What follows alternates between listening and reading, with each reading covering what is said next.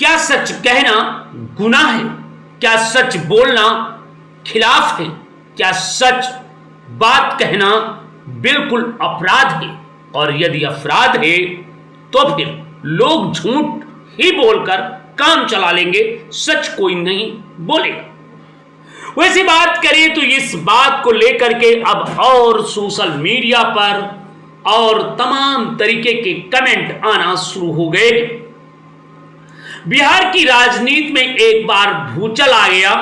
अपराध और घोटाले की जब बात सामने उजागर हुई तो तमाम तरीके की बातें सामने हुई। आरके सिंह ने 62,000 करोड़ की कथित घोटाले का दावा किया, जिसके बाद आरके सिंह जब ये कहा तो सोशल मीडिया पर सत्ता की गलियारों से वायरल हो गया। कथित घोटाले पर यह आरोप 3 स्त्री पर घूमता रहा। पहली बात सोशल मीडिया पर बड़ी पैमाने पर इसे वायरल हुआ।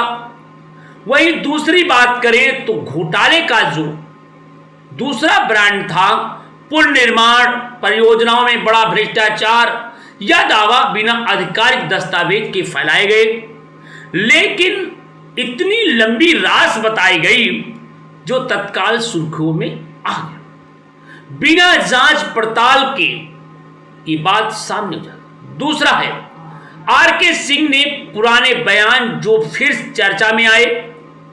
कुछ क्लिप वायरल हो रही हैं जिनमें सिंह ने आरोप लगाया था, पहले विभाग में ऊपर तक पैसा जाता है बिना कि बैग के नहीं होता है। इन बयानों को जोड़कर चारों तरफ वायरल किए गए और घोटाले की अंदरूनी जानकारी रखते हैं। विपक्ष की प्रतिक्रियाओं के बीच विपक्षी दलों ने इसे मामले को तुरंत हाथों हाथ लिया। भाजपा ने आरके सिंह को इसलिए निकाला क्योंकि 62,000 रुपए का सच बताने वाले थे।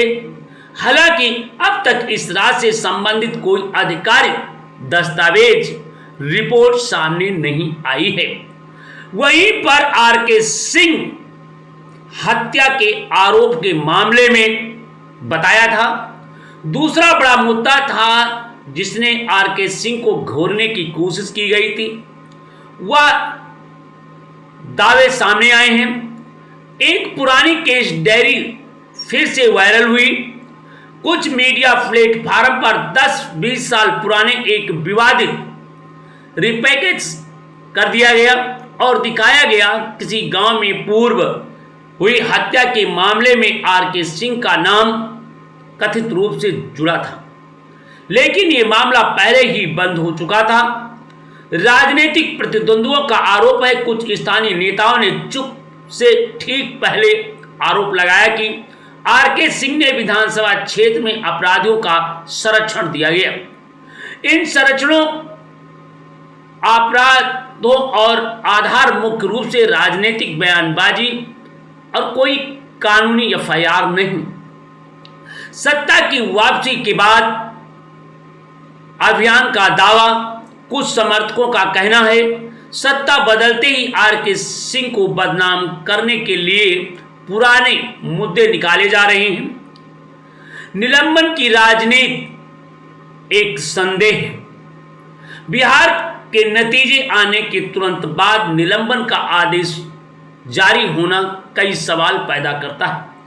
क्या भाजपा आरके सिंह को नियंत्रण नहीं कर पा रही थी? उनका लगातार अलग लाइन लेने नेतृत्व में कठिनाई लग रहा था। दूसरा प्रश्न था क्या वह महागठबंधन को नुकसान पहुंचाना चाहते थे? क्या वो गठबंधन को नुकसान पहुंचाना चाहते? कुछ सीटों पर उनके बयानों ने एनडीए के प्रतिष्ठित को दांव पर किया है। तीसरा प्रश्न, क्या यह दंड था कि राजनीतिक मैसेज? पार्टी यह दिखाना चाहती है कि अनुशासनहीनता बर्दाश्त नहीं की जाएगी। आरके सिंह समर्थक क्या कह रहे हैं, आइए उस पर भी हम बात कर लेते। उनके समर्थक कुछ राजनीतिक विश्लेषक 3 बातें कह रहे हैं। आर.के. सिंह एक सख्त ईमानदार अफसर रहे हैं। प्रशासनिक अनुभव उन्हें खुलकर बोलने के लिए मजबूर करता है। वे बिहार की गंदी राजनीति और गठजोड़ से परेशान हो गए हैं। उनको साइंस लाइन करने की तैयारी पहले से चल रही थी। जो उनको हटाने की, उनको साइड लाइन करने की पहले से तैयारी चल रही थी। ये आर.के. सिंह के समर्थक हैं। वहीं पर भाजपा की राजनीति, नुकसान नियंत्रण, बड़े बदलाव की तैयारी। भाजपा के लिए यह निलंबन कोई संदेश देता है। पार्टी नेतृत्व पर सवाल उठाना रेड लाइन है। चुनाव बाद पार्टी संगठन फिर से व्यवस्थित करने का समय है। भविष्य के लिए कठोर अनुशासन नीति लागू की जा रही है, ये भाजपा बता रही है। आगे क्या है? आर.के. सिंह राजनीति के रूप में सक्रिय रहेंगे। संभावना है वह मीडिया में अपनी भूमिका निभाएंगे या किसी क्षेत्रीय शक्ति के साथ जुड़ सकते हैं। क्या घोटालों और हत्या के आरोपियों की कोई आधिकारिक जांच होगी?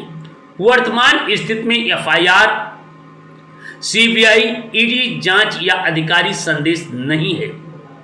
क्या मामलों और बड़ा राजनीतिक तूफान खड़ा होगा? बिहार की राजनीति में यह मुद्दा आने वाले हफ्तों गर्म रहेगा। आर.के. सिंह के निलंबन और अनुशासन कार्यवाही नहीं, यह बिहार की राजनीति, भाजपा की आंतरिक राजनीति और चुनाव के बाद समीकरणों की ओर संकेत कर रहा है। 62,000 रुपए के कथित घोटाले और हत्या के आरोप अभी तक केवल राजनीतिक नैरेटिव है, जिसके परिणाम सामने नहीं आए हैं, लेकिन स्पष्ट क्या आगे कई दिनों तक बिहार की सियासत के एजेंडे में आर.के. सिंह रहने वाले हैं। दोस्तों, इस वक्त हम बात कर रहे हैं आर.के. सिंह, जिन्होंने बड़े घोटाले लगाए हैं और बिहार की राजनीति में उन्होंने बड़ा साफ साफ कह दिया था कि अब घोटाला हो रहा है, बिना पैसों के काम नहीं चल रहे हैं, बिहार की पुल बह रहे हैं। क्या ये झूठ है? अगर झूठ है तो जो मीडिया ने दिखाया था कि बिहार के पुल एक बारिश में बह गए, तो आखिर वो पुल को निर्माण करने वाले जिम्मेदारों पर अभी तक क्या कार्रवाई की गई?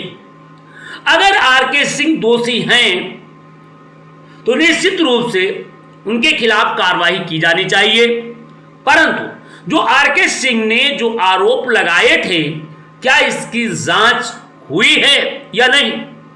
कहीं न कहीं भारतीय जनता पार्टी ये समझ रही है कि कोई भी भारतीय जनता पार्टी पर आरोप ना लगाए और आंख मूंद कर सब कुछ देखता रहे। इसीलिए जानबूझ करके आर.के. सिंह को पर कार्रवाई की गई है।